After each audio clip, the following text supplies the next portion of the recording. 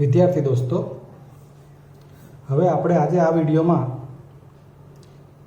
દ્વિચલ સુરેખ સમીકરણ યુગ્મના એક ગુણના પ્રશ્નો માટેની ચર્ચા કરવાની છે. તો આવો આપણે એના કેટલાક એવા દાખલા જોઈએ કે જે તમે થિયરીમાંથી ના સમજી શકતા હો.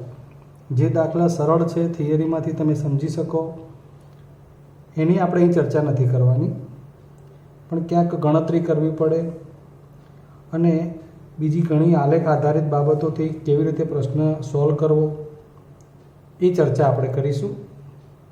એટલે દરેકે દરેક પ્રશ્નને મેં અલગ વિભાજિત કરી અને અહીં ટૂંકા પ્રશ્નો સમજાવવાનો પ્રયત્ન કર્યો છે. એટલે ખાસ જ્યાં જરૂર લાગે ત્યાં શક્ય હશે કે તમારે ચોપડામાં લખવું પણ પડશે. આમ તો બધું જ લખવાનું થશે જ, પણ ક્યાંક શરતો હોય કે એવી બધી બાબત હોય તો એને યાદ રાખવા માટે કે જે તમને વાર્ષિક પરીક્ષામાં પણ ખૂબ મહત્ત્વની હશે એ પ્રમાણે તમે ફોલો કરજો. ચાલો ત્યારે હવે આપણે જોઈએ સમીકરણ આધારિત પ્રશ્નો. મેં બે સમીકરણને વ્યાપક સ્વરૂપે લખ્યા છે અહીંયા.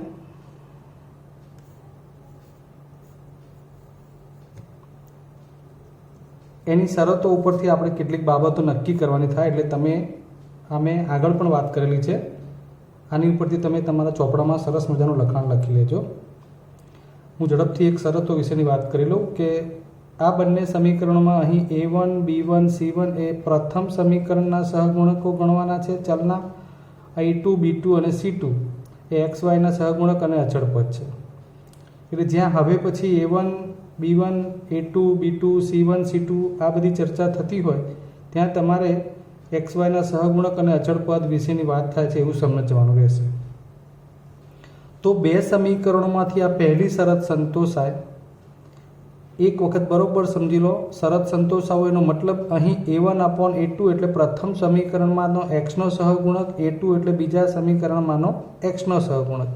એ જ રીતે B1/B2 1 છે એટલે પ્રથમ સમીકરણના વાયનો સહગુણક, 2 એટલે બીજા સમીકરણના વાયનો સહગુણક, અને બંનેમાં 1, 2 પ્રમાણે અચળ પદ.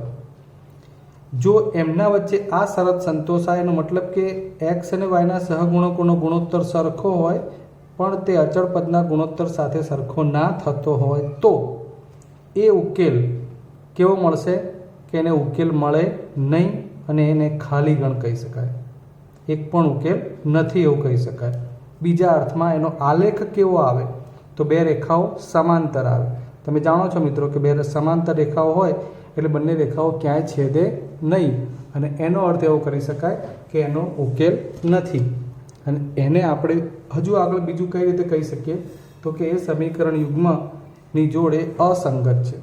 સુસંગત હોય, સુસંગત ન હોય, સમીકરણને ઉકેલ નથી એનો મતલબ કે એ જોડ અસંગત છે. એ જ પ્રમાણે ત્રણેય ગુણોત્તરો સમાન હોય તો કેવો ઉકેલ આવે તો એ અનંત ઉકેલ મળે. બરાબર છે, અનંત ઉકેલ મળે અથવા અનંત ગણ ઉકેલ છે એવું કહી શકાય. એવું ક્યારે બને તો બંને જે રેખાઓ છે એ એકબીજા ઉપર જ હોય એટલે એને આપણે અવલંબી રેખાઓ પણ કહીએ. બરાબર છે, એટલે સમીકરણમાં એક જ રેખા બને આલેખમાં, એટલે એ એક જ રેખા આલેખ ધરાવે છે અને એ એક રેખા ઉપરના બધા જ જે બિંદુઓ છે એ એના ઉકેલ કહેવાય. એને બીજા અર્થમાં શું કહી શકાય તો સમીકરણની જોડ કેવી છે કે સુસંગત છે, બંને સમીકરણો સુરેખ અવલંબી છે, બંને રેખાઓ સંપાતી છે. આ બધા એના જવાબ કહી શકાય અલગ અલગ પ્રકારે. ત્રીજી શરત, એક પણ ગુણોત્તર સરખો ના આવે. એટલે એવું જ્યારે બને ત્યારે એ બે રેખાઓ છેદતી હોય, એના આલેખની જે બે રેખાઓ છે છેદતી હોય, અને બે રેખાઓ તમને ખબર છે મિત્રો કે એક જ બિંદુમાં છેદે, અને એ એક જ બિંદુમાં છેદે છે એનો અર્થ થાય કે એ બે સમીકરણનો ઉકેલ એક જ છે, અનન્ય ઉકેલ છે એમ કહી શકાય, અને એ સમીકરણોની જોડ સુસંગત છે. તો આ શરત આધારિત આપણે દાખલા કેવી રીતે પૂછી શકાય એ જોઈએ. અહીં પહેલો દાખલો લીધો છે મેં, એમાં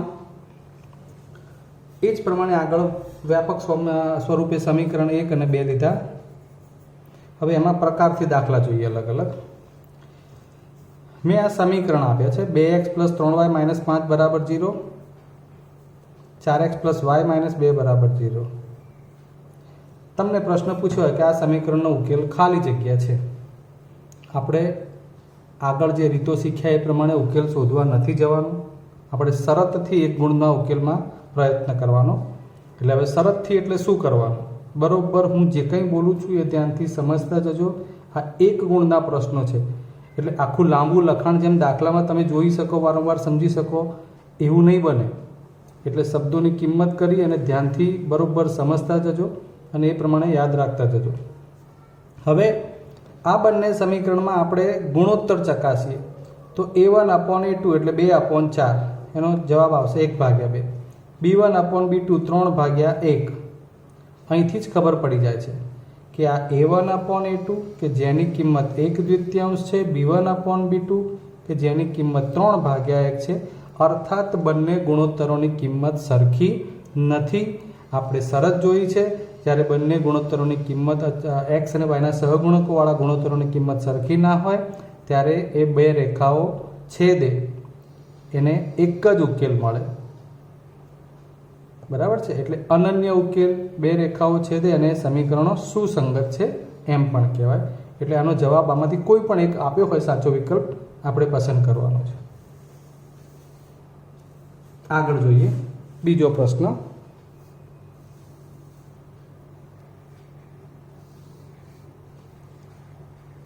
x + 3y - 12 બરાબર 0 આ નંબર 1, 4x + 6y - 24 આ નંબર 2. આ બીજો દાખલો છે, એમ સમજીને આગળ વધવાનું છે.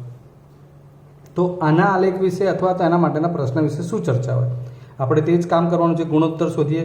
a1/a2 શોધ્યો 2/4 1/2, b1/b2 3/6 1/2, c1/c2 ધ્યાન રાખજો મિત્રો એ -12/-24 છે એટલે બંને માઇનસ માઇનસ પ્લસ એટલે 1/2. આમ ત્રણેય ગુણોત્તરોની કિંમત 1/2 1/2 અને 1/2 એટલે સરખી મળી કહેવાય. તો એ થઈ ગઈ આ શરત આપણી. જ્યારે આ ત્રણેય ગુણોત્તર સરખા બને ત્યારે એ ઉકેલ કેવો બને છે, તો એ ઉકેલ એ માત્ર એક જ રેખા હોય. આપણે આગળ વાત કરી કે બે રેખાઓ એકબીજા ઉપર હોય એટલે સંપાતી બને. એને એક રેખાના હિસાબે અનંત ઉકેલ મળે એવું પણ કહેવાય, ઉકેલ ગણ અનંત ગણ છે એવું પણ કહેવાય. બે રેખાઓ સંપાતી છે, સમીકરણો સુસંગત છે, બે રેખાઓ સુરેખ અવલંબી છે. આ બધા જ પ્રશ્નોના એક જ બાબતે જવાબ થતા હોય એટલે આ બધાનો અર્થ એક સરખો કરવાનો થાય છે. વિકલ્પ આપ્યા હોય તો કોઈ એક જવાબ હોઈ શકે. નેક્સ્ટ,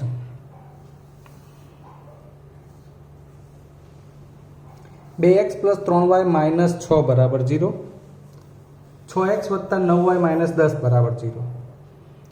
એમાં પણ એ જ રીતે શરત ચકાસવાની છે. a1/a2 તો એનો જવાબ 1/3.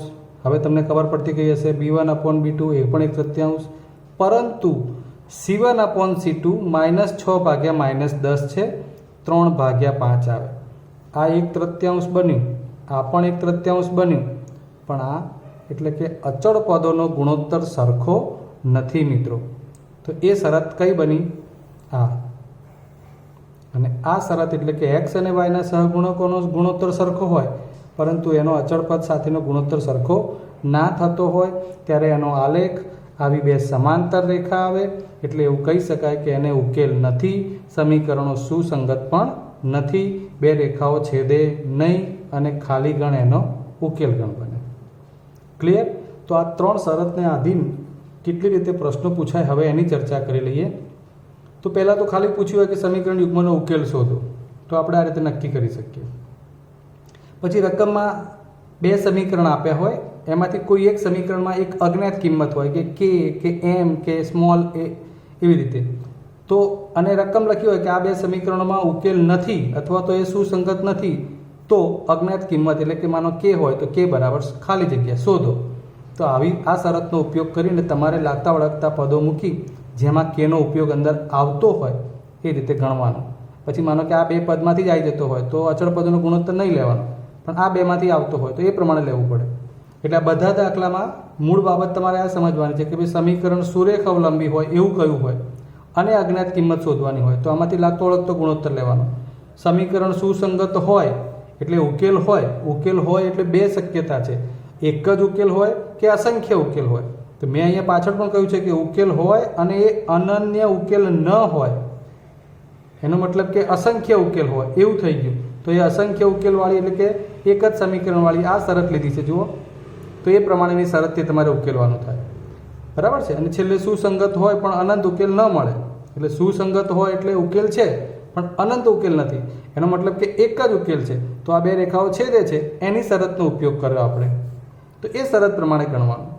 એટલે તમારે હવે જાતે સમજી, કારણ કે દાખલા પરથી આ શરતો અને આ સમજણ ઉપરથી ઘણા બધા પ્રશ્નો બનાવી શકાય, પણ એનો મૂળ કામ જે છે એ આ બાબતો છે. એટલે આ તમારા મગજમાં બરોબર બેસેલું હશે કે ક્યારે શું કરવાનું, તો આ 3 શરતોના ઉપયોગથી જ બધા પ્રશ્નો સોલ્વ થતા હશે. એટલે તમે આરામથી બહુ વ્યવસ્થિત રીતે એ કામ કરી શકશો. ક્લિયર મિત્રો? ચાલો હવે બીજો એક પ્રકાર જોઈએ,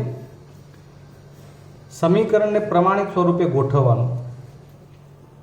સરળ છે, કારણ કે દરેક જગ્યાએ લગભગ આપણે ક્યાંક આ ટાઈપના સમીકરણમાંથી લસા વડે સેટ કરીને આગળ ગણતા શીખેલા છીએ.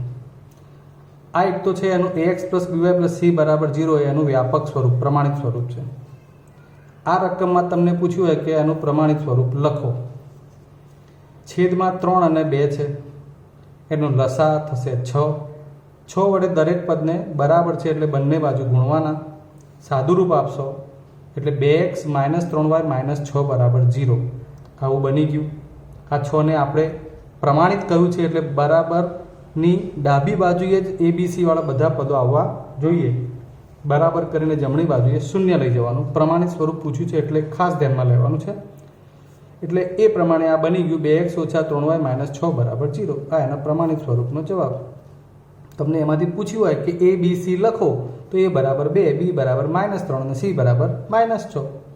એમ પણ પૂછે કે તો A + B + C બરાબર ખાલી જગ્યા A × B × C બરાબર ખાલી જગ્યા. પછી આને કોઈ પણ રીતે પૂછી શકાય, તો એ આપણે આ લાવ્યા પછી નક્કી કરી શકીએ.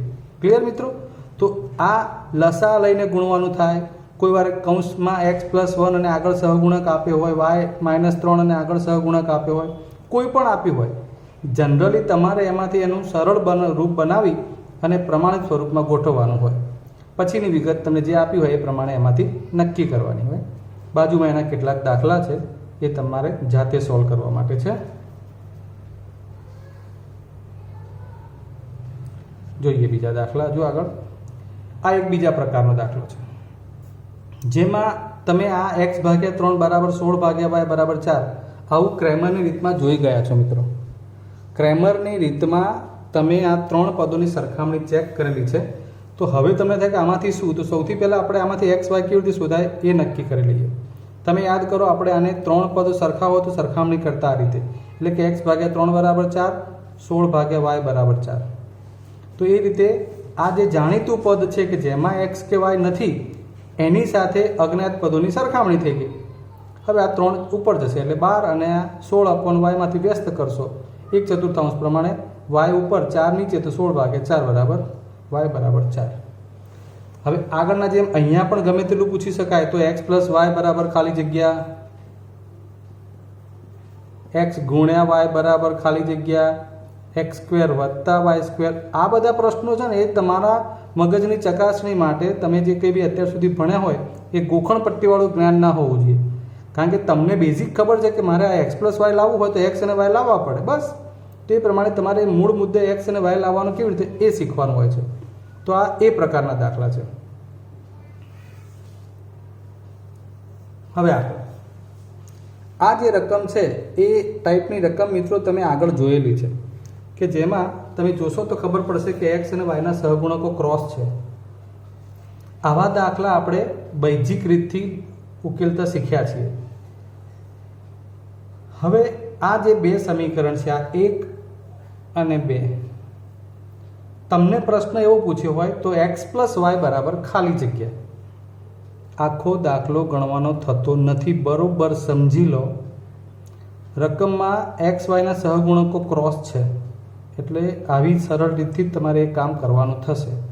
જોઈએ, બંને સમીકરણોનો મેં સરવાળો લઈ લીધો છે. 5 ને 3 8x, 5 ને 3 8y, 10 ને 14 24. બસ 8 કોમન કાઢે. શું બની ગયું કૌંસમાં?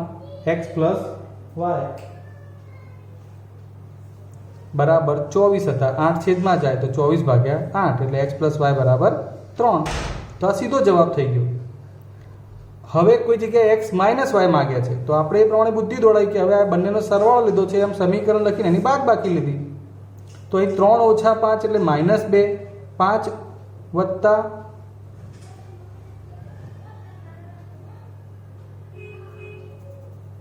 5 ઓછા 3 એટલે પાછું -2, 3x વત્તા 5y બરાબર 14, 5x વત્તા 3y બરાબર 10.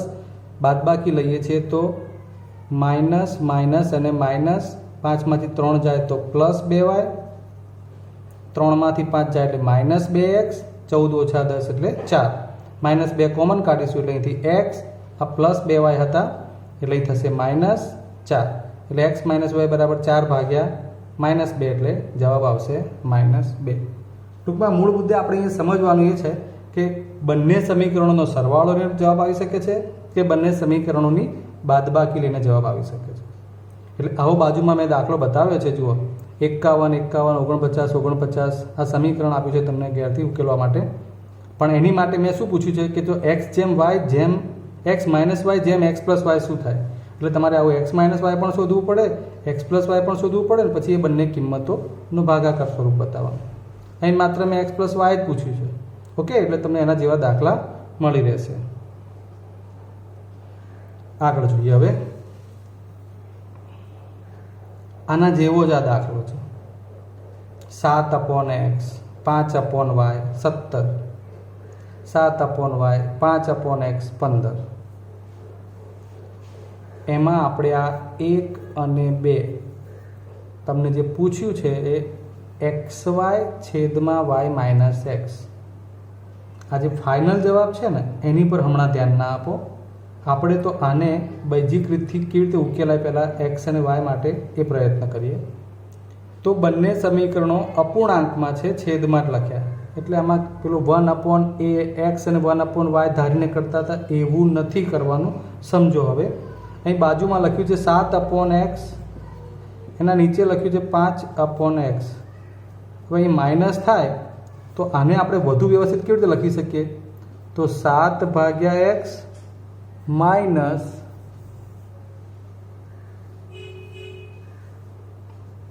ફરી વાર જોઈ લો, 7/x માઇનસ 5/x.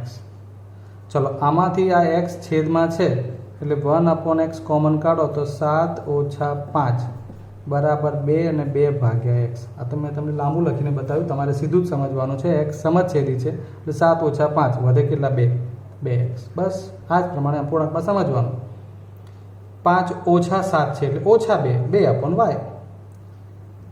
સમજાય છે શું કહેવા માંગુ છું? અપોનવાળા x અને y એમને એમ જ રહે છે, સંખ્યાઓની સીધી બાદબાકી થાય છે. 17 ઓછા 15 2. ધ્યાન રાખજો બરોબર. હવે ઉપર 2 2 અને અહીં પણ 2 એટલે આ 2 અહીંથી કોમન કાઢીએ એટલે શું વધે? ઉપર 1/x માઇનસ 1/y બરાબર આ 2. તો આ જે છેદમાં ગુણાયેલો બગડો છે સહગુણકમાં, એ છેદમાં જશે સામે એટલે 2/2 એટલે 1. હવે જવાબો કેટલી રીતે પૂછાય એની વાત. તો પહેલો જવાબ તમને આમાં 1/x માઇનસ 1/y બરાબર શું થાય એવો પૂછી શકાય. તો આ પહેલો જવાબ કે 1/x માઇનસ 1/y બરાબર શું થશે? 1. આગળ અહીં ચોકડી ગુણાકાર કરીએ તો y સામે ગુણાય એટલે y માઇનસ x છેદમાં xy તો પણ 1 એટલે આ બીજો જવાબ. આને ફેરવી નાખવું હોય તો વ્યસ્ત કર્યું છે, આ xy અને y માઇનસ x ને ઉપર નીચે વ્યસ્ત કરશો એટલે એકનું વ્યસ્ત તો જવાબ તો એના જ આવશે. આ ત્રીજો જવાબ. અને આને જ ખાલી તમે માઇનસ કોમન કાઢીને લખો તો x માઇનસ y થઈ જાય બરાબર છે. એટલે માઇનસ અહીંયા હોય જે સામે તમે જવા દેશો એટલે કે બંને બાજુ -1 વડે ગુણો એટલે આ ધન થઈ જાય તો આ બની જશે -1. ખ્યાલ આવી ગયો મિત્રો? જેમ જેમ જરૂર જણાય છે એમ એમ મેં તમને દાખલા આપ્યા છે. ભલે 1 ગુણના દાખલા રહ્યા, વધારે પ્રેક્ટિસ કરવાની જરૂર હોય છતાંય મેં તમને શોધી અને એની બાજુમાં એક્સ્ટ્રા એક્ઝામ્પલ આપ્યા છે. જો રીત પ્રમાણે આ તમે ઉકેલી નાખો તો પણ બહુ છે. એટલે તમારે ચોપડામાં ખાસ આ ગણેલા દાખલા અને જે બાજુમાં એક્સ્ટ્રા એક્ઝામ્પલ આપું છું એ પણ ગણવાના હોય, એટલે એ પ્રમાણે તમે ફોલો કરો તો તમને આ દાખલા વધારે યાદ રહે. ક્લિયર છે? એટલે એમાં જો બધામાં મેં થોડો ફેરફાર કર્યો છે. તમારે શું શોધવાનું, છેલ્લો દાખલો થોડો વિચારવો પડે એવો છે અને એનો જવાબ મેં 2 આપી દીધો છે. પ્રયત્ન કરજો. ચલો હજુ હવે આગળ દાખલા જોઈએ બીજા. ચલો હવે પણ હજુ સમજણવાળા દાખલા છે, 2 અંકની સંખ્યાવાળા. આપણે ટૂંકા પ્રશ્નો જ્યારે અભ્યાસ કરીએ છીએ ત્યારે એમાં ઘણા દાખલા એવા હશે કે જે તમે વ્યવહારુ દાખલામાં કે ઉકેલ શોધવાના દાખલામાં જોઈ ગયા હશો, એટલે એ બધાનો જ અહીંયા ઉપયોગ થતો હોય છે. 2 અંકની સંખ્યા ધારવાના દાખલામાં આપણે તમને શીખવાડ્યું છે કે 2 અંકની સંખ્યા કેવી રીતે બને. તો એનું સૂત્ર હતું 10 ગુણ્યા દશકનો અંક વત્તા 1 ગુણ્યા એકમનો અંક. આ પાયાની વાત છે. તમને આ જ યાદ ના હોય તો શું કરો? સમજાય છે? જોઈએ હવે માત્ર એકમનો અંક દાખલા મેં તમને 2 થી વધુ ઉદાહરણ લઈને બતાવ્યું છે કે એકમનો અંક x હોય અને દશકનો અંક y હોય તો એમાંથી મૂળ સંખ્યા અથવા તો 2 અંકની સંખ્યા કઈ રીતે બને? તો દશકનો અંક 10 ગુણ્યા દશકનો અંક 1 ગુણ્યા એકમનો અંક મૂકશો એટલે જવાબ થઈ જાય 10y વત્તા x. આ બહુ જ સામાન્ય બાબત લીધી છે મેં. હવે માનો કે એની જગ્યાએ એવું કહેવામાં આવે કે એકમનો અંક 2x છે અને દશકનો અંક 5 છે. સમજાય છે? એકમનો અંક 2x છે અને દશકનો અંક 5 છે તો કંઈ વાંધો નહીં, દશકના અંકને અહીંયા મૂકો, એકમના અંકને અહીંયા મૂકો. 10 પંચા 50, 50 વત્તા 2x, 50 ને 52x એવું ના કરતા મિત્રો. ત્રીજું જોઈએ, એકમનો અંક x+1, દશકનો અંક y+2. આ મેં એક જ દાખલાની અંદર જુદી જુદી રકમ બનાવેલી છે એવું સમજજો કે ભાઈ તમને એવું કહ્યું કે એકમનો અંક x+1 છે, દશકનો અંક y+2 છે તો એ સંખ્યા શોધો. તો આ રીતે તમારે મૂળ સૂત્રમાં કેવી રીતે મૂકીને ફોલો કરવાનું એ બતાવી રહ્યો છું. તો આ બનશે 10y વત્તા 20 વત્તા x વત્તા 1 એટલે બન્યું શું? 10y વત્તા x અને 20 ને 1 21. સમજાય છે? આ પ્રમાણે તમારે એનું સાદુરૂપ આપવાનું થતું હોય. તો આ રીતે અહીંયા x દશક અને એકમના અંકમાં ગમે તે સંખ્યાઓ આપી શકાય. ક્લિયર? એટલે એ પ્રમાણે તમારે ધ્યાનમાં લેવાનું છે. હવે આના જ દાખલામાં આપણે અંકોની અદલાબદલી કરી અને સંખ્યા મેળવવાની થતી હતી એવું પણ જોયું હતું. તો ધારો કે આપણે મૂળ સંખ્યા 10y પ્લસ x કહેતા હોય, મૂળ સંખ્યા અંકો ધારી હોય એ પ્રમાણે કઈ 10y પ્લસ x, તો અંકોની અદલાબદલી કરવાથી કઈ સંખ્યા બને? તો અહીંયા અંકોની અદલાબદલી કરો એટલે સંખ્યા કઈ બને? 10x plus y. એક તમને આનો ખ્યાલ હોવો જોઈએ. હવે એમાં પ્રશ્ન શું થઈ શકે કે મૂળ સંખ્યા અને અંકોની અદલાબદલી કરવાથી મળતી સંખ્યાનો સરવાળો એ ખાલી જગ્યા વડે વિભાજ્ય છે અથવા હંમેશા એને ખાલી જગ્યા વડે ભાગી શકાય. તો એ જોઈએ. તો મૂળ સંખ્યા આપણી પાસે હતી 10y પ્લસ x, અદલાબદલીવાળી સંખ્યા બની 10x પ્લસ y. બહુ ઇઝી થઈ ગયું. x 10 ને 11x, 10 ને 11y. બસ ત્યારે હવે એનો અર્થ એવો થયો કે અહીં 11 કોમન નીકળે, x પ્લસ y. તો એ સંખ્યા અત્યારે તમે પ્રેક્ટિકલી જોશો ને. દાખલા તરીકે હું એમ કહું કે 63. હવે એના તમે અંકોની અદલાબદલી કરો 36, 99 અને 11 વડે ભાગી શકાય. આ તો મેં તમને થિયરિકલ બતાવ્યું. પ્રેક્ટિકલી તમારે આ રસ્તો કાઢતા શીખવાનું હોય. 54 એના અંકો અદલાબદલી કરો 45, 99. તો અંકોની અદલાબદલીવાળી અને મૂળ સંખ્યા બેનો સરવાળો કરો તો એ હંમેશા 11 વડે જ ભાગી શકાય. ખ્યાલ આવે છે? ઓકે. તમને એવું પૂછે કે એનો તફાવત, તો તમારે અહીં બાદબાકી લઈને ચેક કરવાનું થશે. એ તમારે જાતે કરવાનું છે. ઓકે. એટલે અંકોની અદલાબદલી અને અંકોવાળી સંખ્યાઓના જે કે બી પ્રશ્નો થઈ શકે એવા હોય એ મેં તમને બતાવ્યા છે. માનો કે 2 અંકની જગ્યાએ 3 અંકવાળી સંખ્યા પણ કે, તો 3 અંકવાળી સંખ્યામાં તમારે એકમના સ્થાનને 1 વડે, દશકના સ્થાનને 10 વડે અને શતકના સ્થાનને 100 વડે ગુણીને સેટ કરવાની. તો એવો કોમ્પ્લિકેટેડ કોઈ પ્રશ્ન આવે તો મેં તમને ખાલી 3 અંકમાં કેવી રીતે બનાવવાનો એટલું સમજાવ્યું છે. એ તમારી જાતે વિચારવાનું. નેક્સ્ટ હવે ઉંમરવાળા પ્રશ્નો જોઈ લઈએ. ઘણી વખતે થોડા આમ તો બહુ સરળ પૂછાતા હોય છે, પણ આપણે દરેક પ્રકારના દાખલા લેવાનો અહીં પ્રયત્ન કરે છે કે ઉંમરવાળા પ્રશ્નો માટે શું હોય. તો એક બેઝિક બાબતો તમને ખબર હોવી જોઈએ કે તમારી હાલની ઉંમર, અગાઉની ઉંમર અને પછીની ઉંમર, આ ત્રણ બાબતનો એની સાથે સંબંધ હોય છે. કઈ કઈ? હાલની, અગાઉની અને પછીની. પહેલાં આપણે પ્રેક્ટિકલી સમજી લઈએ કે દાખલા તરીકે તમારી હાલની ઉંમર 15 વર્ષ હોય તો 5 વર્ષ અગાઉ કેટલી થાય? તો તમે હાલની ઉંમરમાંથી બાદ કરીને પાછા જવાના છો.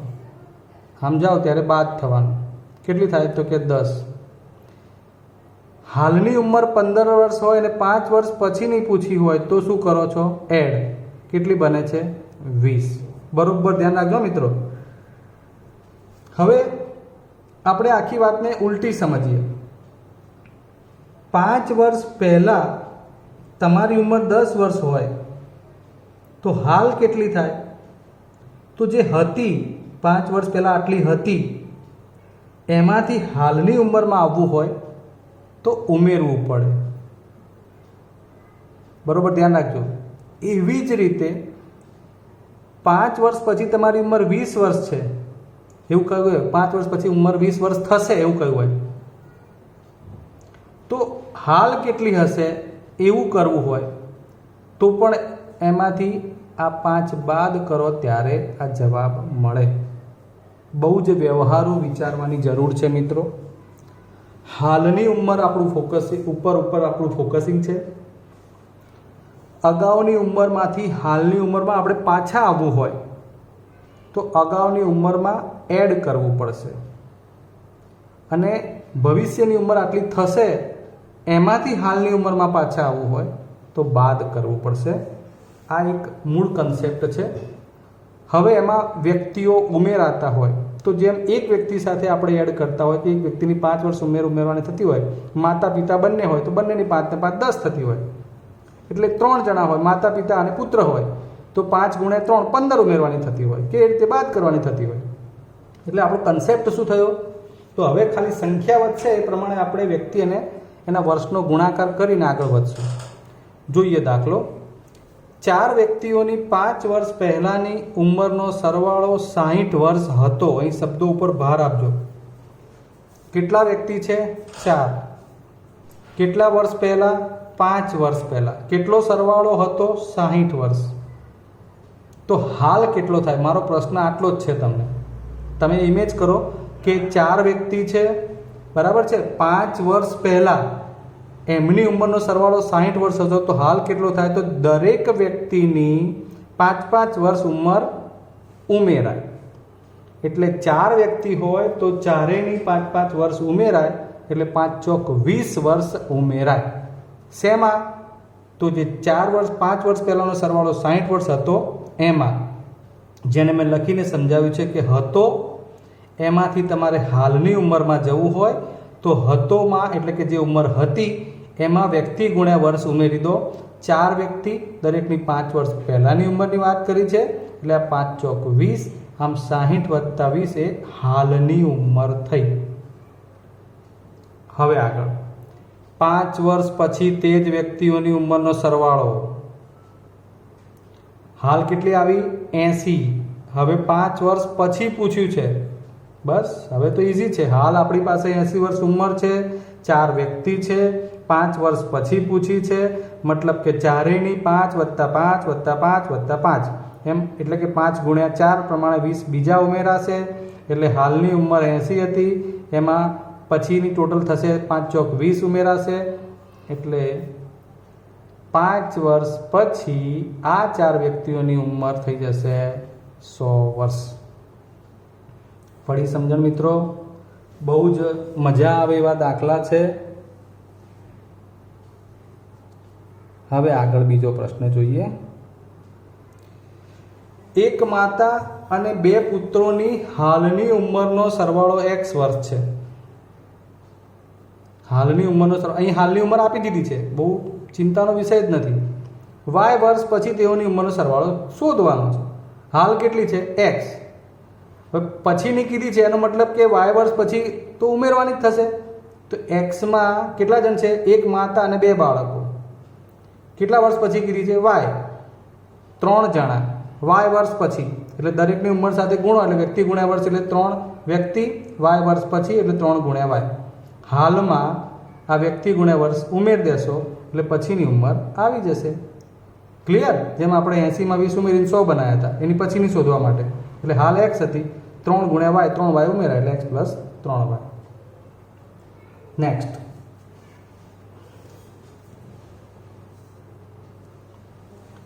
વાંચો રકમ બરોબર.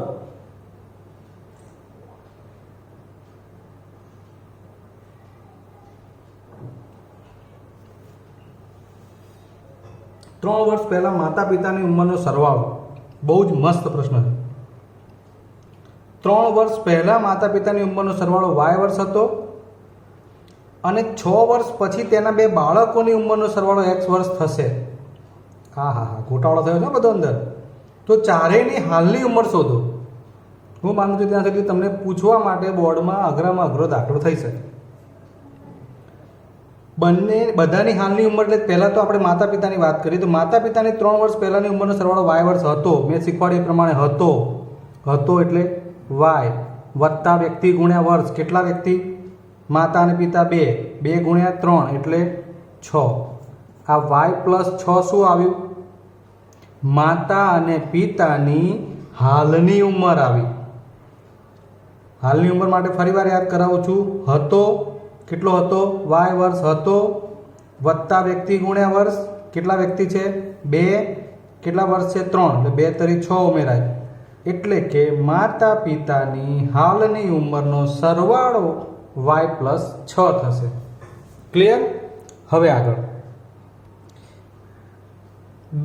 તેમના 2 બાળકોની ઉંમરનો સરવાળો એક્સ વર્ષ થશે. ક્યારે? 6 વર્ષ પછી થશે એવું કહ્યું છે. તો હાલની ઉંમર માટે શું કરવાનું? વ્યક્તિ કેટલા છે? 2 બાળકો છે. વર્ષ કેટલા છે? 2. એટલે 6 દુ 12 વર્ષ વધશે. હાલ જે હોય એના કરતાં એને શું કીધું છે કે 6 વર્ષ પછી આ 2 બાળકોની ઉંમરનો સરવાળો એક્સ વર્ષ થશે. બરાબર છે? તો હાલ લાવવા માટે શું કરવાનું? આ થશે એવું કીધું છે. કેટલા વર્ષ થશે? તો કે એક્સ વર્ષ. તો પાછા હાલની ઉંમરમાં આવવા માટે બાદ કરવું પડે. જે થશે એનો મતલબ કે એટલી ઉંમર થશે એ કેટલા વર્ષ આપી છે? એક્સ. એટલે ટોટલ એટલું થઈ ગયું. કેટલા વર્ષ પછી? 6 વર્ષ પછી. કેટલા જણના? 2 વ્યક્તિની. તો એમાંથી શું કરવાથી હાલ આવે? તો જે થઈ જવાની છે એમાંથી પાછા આવવું પડે. એનો મતલબ કે જે એની ઉંમર એક્સ વર્ષ થશે એમાંથી 2 વ્યક્તિની 6 વર્ષ સુધીની 12 બાદ કરો એટલે 2 બાળકોની હાલની ઉંમરનો સરવાળો થઈ જશે એક્સ માઇનસ 12. હવે બંને જણની માતા પિતાની પણ આપણે હાલની લાવી દીધી વાય પ્લસ 6. 2 બાળકોની પણ હાલની લાવી દીધી એક્સ માઇનસ 12. બહુ જ સરસ દાખલો છે, ધ્યાન આપજો. આપણે અગાઉની ઉંમરમાંથી હાલની ઉંમરમાં આવવાનું છે અને પછીની ઉંમરમાંથી પાછા હાલની ઉંમરમાં આવવાનું છે. અહીં દાખલો બહુ જ એટલા માટે સરસ છે કે બંનેમાં હાલની ઉંમરમાં જવાનું છે અને હવે એમનો સરવાળો કે ભાઈ આ વાય પ્લસ 6 અને એક્સ માઇનસ 12 એટલે આ જવાબ આવી ગયો એક્સ પ્લસ વાય માઇનસ 6. બરાબર? હજુ આપણે થોડા દાખલા જોઈ લઈએ. જો આ કેટલાક એ પ્રકારના દાખલા આપ્યા છે અને શક્ય હોય તે મેં જવાબ પણ આપ્યા છે. બરાબર છે? એટલે એ રકમ લખવાની અને આ પ્રમાણે એને ઉકેલવાનો પ્રયત્ન કરવાનો. જવાબો આવશે એટલે આત્મવિશ્વાસ ચોક્કસથી વધશે મિત્રો. મેં અલગ અલગ મટીરિયલ્સમાંથી અને પોતાની મેળે પણ આ દાખલા વિચારી અને તમને ખૂબ સરસ રીતે સમજો અને સરસ મજાનો અભ્યાસ કરી અને ટૂંકા પ્રશ્નોમાં તમારા માર્ક્સ પણ ના કપાય એવો પ્રયત્ન કર્યો છે કે આ ટાઈપના દાખલા તમે જોયેલા અને ગણેલા હોવા જોઈએ. હવે આગળ આકૃતિ આધારિત થોડી વાત કરી લઈએ. તો પૂછેલો દાખલો છે બોર્ડમાં. એક્સ અને વાય શોધવાના હોય કે સફેદ લાકડી અથવા કાળી લાકડી એ પ્રમાણે આપ્યું હોય. તમારે જાતે શું સમજવાનું છે?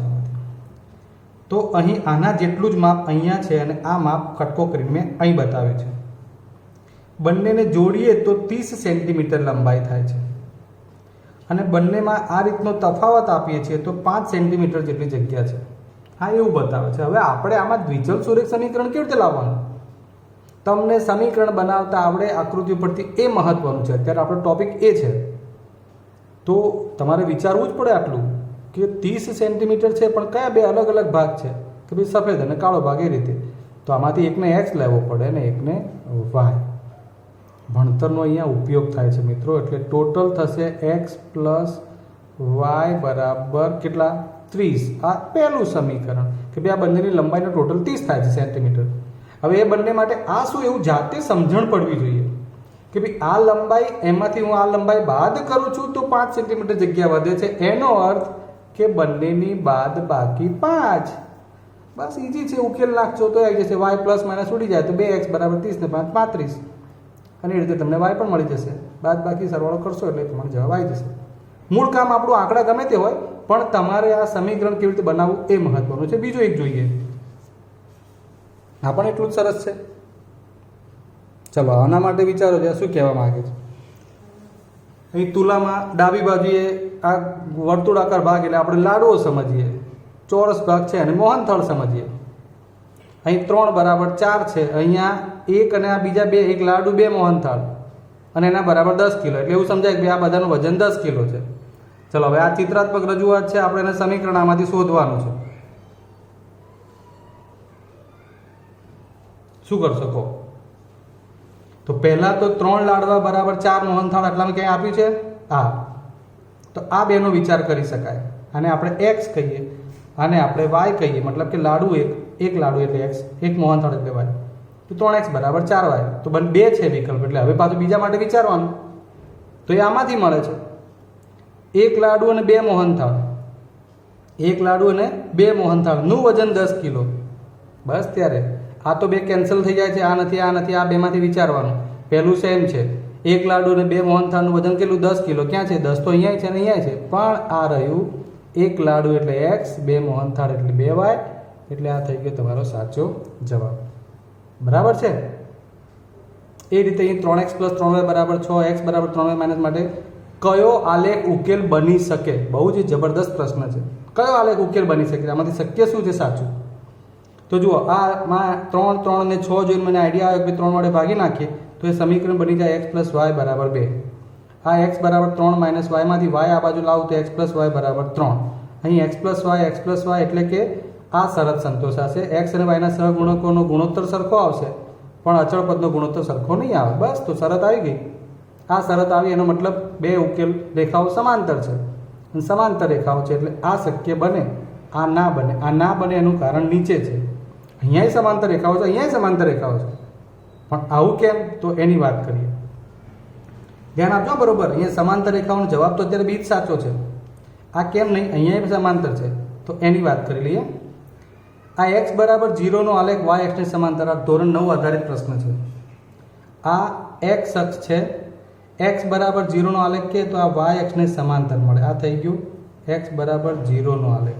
એવી રીતે y બરાબર 0 નો આલેખ એટલે આ y અક્ષ, આ x અક્ષ. તો y બરાબર 0 નો આલેખ x અક્ષ ને સમાંતર મળે. આ છે y બરાબર 0 નો આલેખ. ઓકે, એટલે આ આલેખ આના અનુસંધાનમાં થાય તો 2 સમાંતર રેખાઓ બને તો એ તો y બરાબર 0 નો જ આલેખ હોવો જોઈએ, જે તો સમીકરણમાં છે નહીં. એટલા માટે આવી ત્રાસી 2 સમાંતર લીટીઓ શક્ય છે, એટલે કે રેખાઓ શક્ય છે. અને આ પણ અગત્યનું છે. તમને પૂછે કે આ કયા સમીકરણનો આલેખ છે? બહુ જ બેસ્ટ છે. એનું વ્યાપક સ્વરૂપ યાદ હોવું જોઈએ. આ ઉગમ બિંદુમાંથી પસાર થતી રેખા છે એટલે એનો આલેખનું સમીકરણ ax પ્લસ by બરાબર 0 અચળ પદ ન હોય. અચળ પદ ન હોય. દાખલા તરીકે 3x પ્લસ 5y બરાબર 0 તો એનો આલેખ ઉગમ બિંદુમાંથી પસાર થાય. અહીં અચળ પદ નથી. તમને પૂછે કે ભાઈ ઉગમ બિંદુમાંથી પસાર થતી રેખાનું સમીકરણ અહીંયા કયું છે તો તમારે રીતે નક્કી કરીને જવાબ આપવાનો હોય. તો મિત્રો આપણે બહુ જ સરસ મજાના MCQs તમને સમજાવી દીધા, બાજુમાં એક્સ્ટ્રા દાખલા પણ આપી દીધા. એટલે આશા રાખું કે ખૂબ જ સરસ રીતે આ વિડીયો જોઈ અને આટલી સરસ બાબત છે તો એને લાઈક કરી બીજા વિદ્યાર્થીઓ પણ એનો લાભ લઈ શકે એવો પ્રયત્ન કરજો. જય હિન્દ.